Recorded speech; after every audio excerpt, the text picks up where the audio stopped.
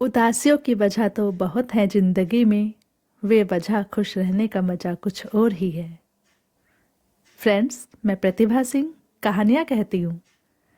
आज जो मैं कहानी सुनाने जा रही हूँ, कहानी का शीर्षक है भूमिका, जिसको लिखा है सुषमा मुनिंदर ने। तान्या ने जैसे ही सुबह अखबार में पढ़ा कि आज तंबाकू निषेध दिवस है, तो उसने सुलेख से तुरंत कहा, सुलेख, क्या तुम्हें मालूम है आज तंबाकू निषेध दिवस है? या तुम्हें अजीब सा नहीं लगता कि तंबाकू निषेध दिवस भी मनाना है और बाजार में खुलेआम तंबाकू भी बिकती रहे?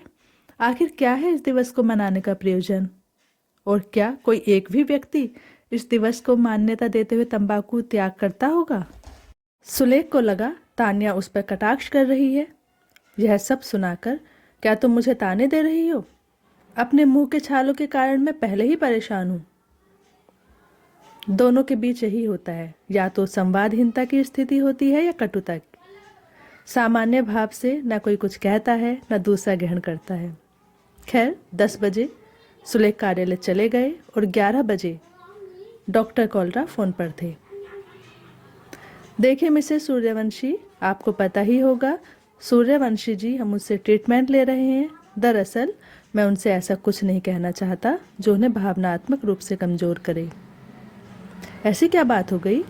सुलेख के मुंह में इन दिनों छाले जरूर हो गए हैं, जो पहले भी होते रहे हैं, और वे हामाइसिन सस्पेंशन आदि लगाते रहे हैं।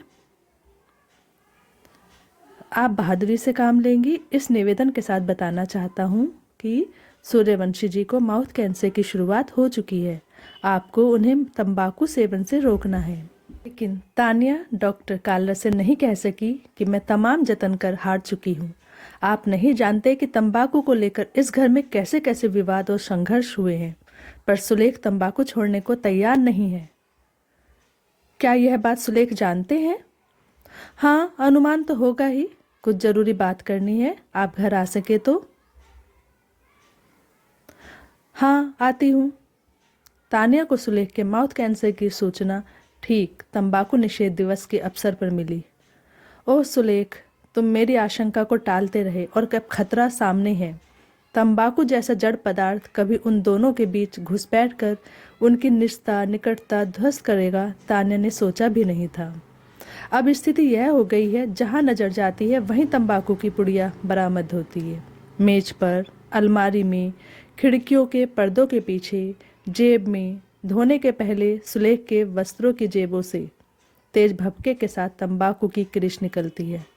सावधान करती रही, तंबाकू छोड़ने का इरादा कर लो सुलेख, यह कैंसर का कारण बनता है।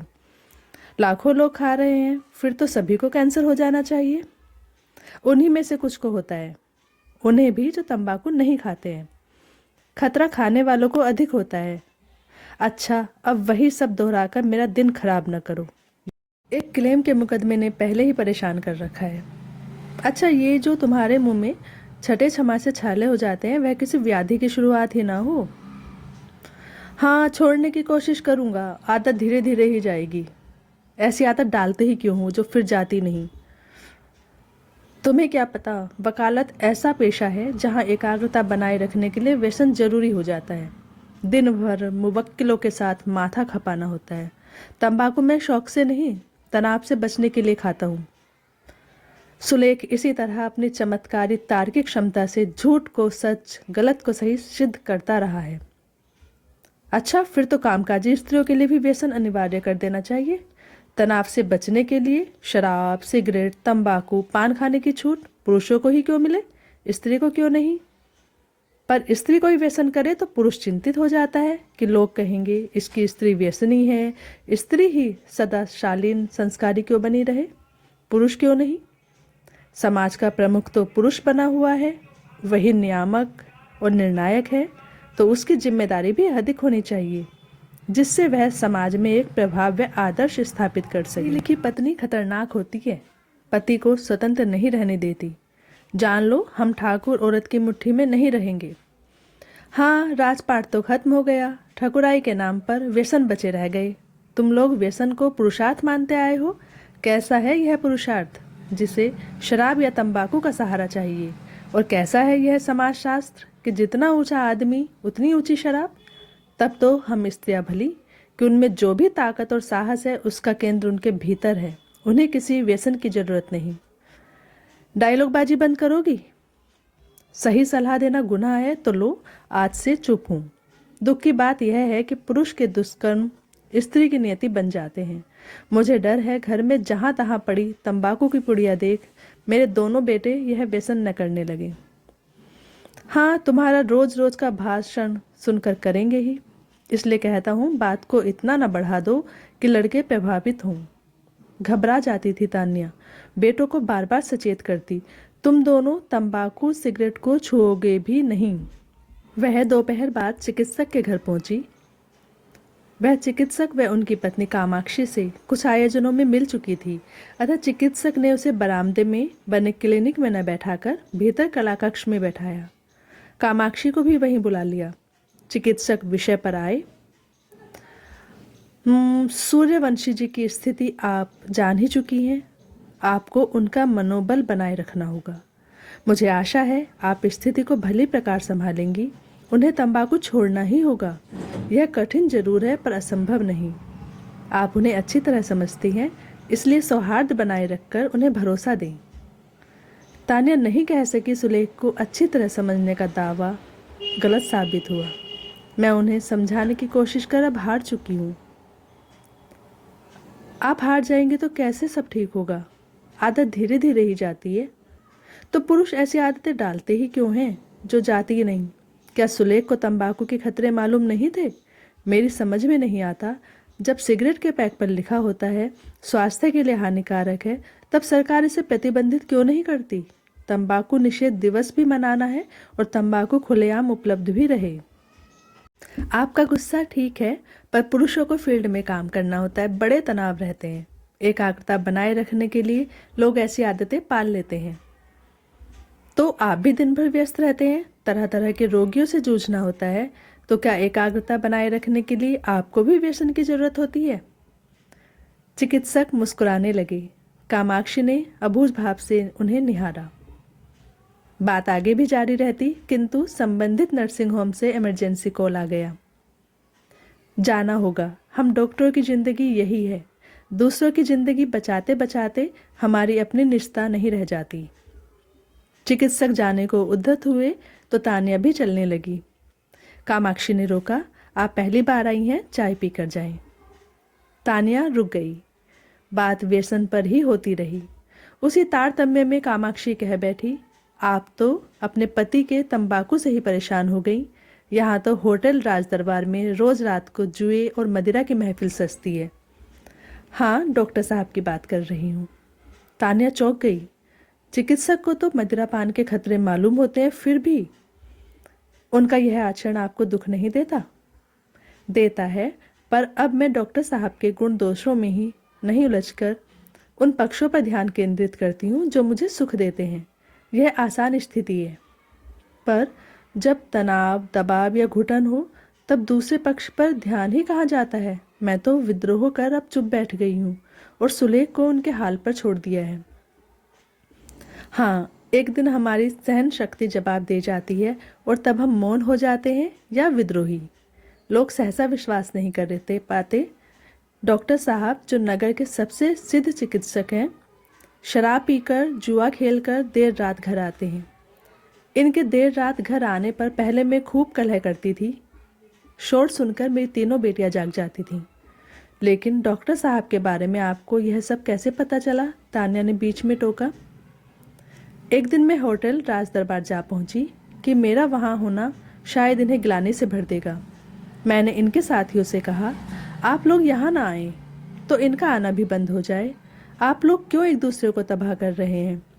डॉक्टर साहब जैसे शिष्ट इंसान ने सार्वजनिक स्थल पर मुझे थप्पड़ मारकर कहा कि तुमने यहाँ आने की हिम्मत कैसे की। मुझे बड़ी शर्मिंदगी हुई कि इतना अपमान हम शिक्षित समर्थ स्त्रियों को सहना पड़ता है। तब निरक्षर निसहाय स्त्रियों की कितनी दीन दशा होती होगी।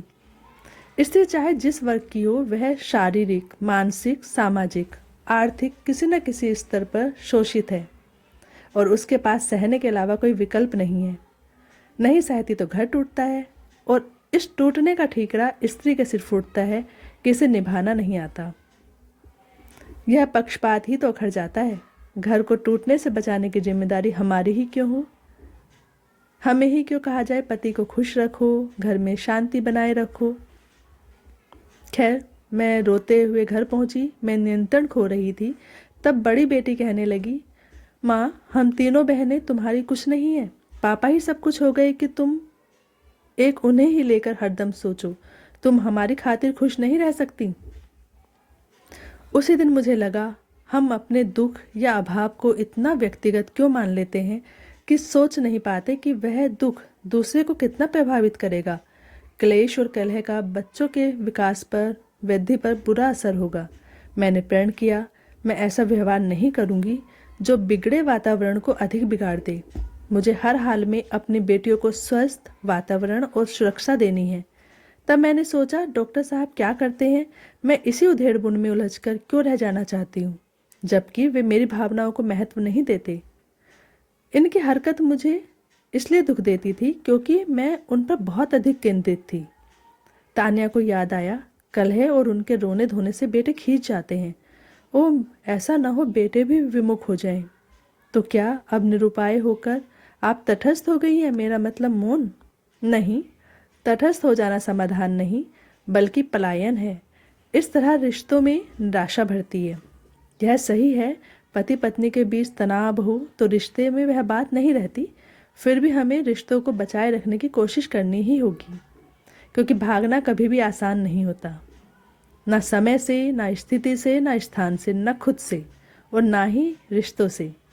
समाज का अस्तित्व कायम है तो इसलिए कि परिवार है।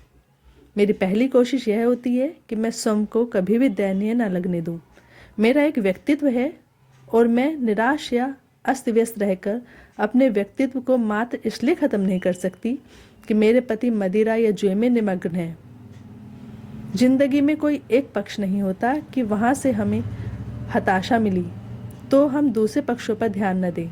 यह नकारात्मक तरीका है। मैं उन पक्षों को याद करती हूँ जो मुझे सुख देते हैं। मुझे नहीं मालूम डॉक्टर साहब में कभी सुधार होगा या नहीं, पर मुझे संतोष रहेगा कि मैंने घर के वातावरण को बिगड़ने से यथासंभव रोका है। यह समझौता या घुटना टेकना नहीं है, बल्कि मैं अपनी भूमिका को ईमानदारी से निभाना चाहती हूँ। तान्या मुग्ध भाव से कामाक्षी की बातें सुनती रही, फिर बोली, फिलहाल इतना कह सकती हूँ कि आपसे मिलकर मेरा उच्चाटन कम हुआ है। समस्या का समाधान न भी निकले, पर हम उस समस्या को इतना विकृत न बना दें कि दूसरी समस्याएं खड़ी हो जाएं। हमें कोशिश जारी रखनी होगी, क्योंकि हमारे हिस्से की भूमिका शायद कभी खत्म न होगी।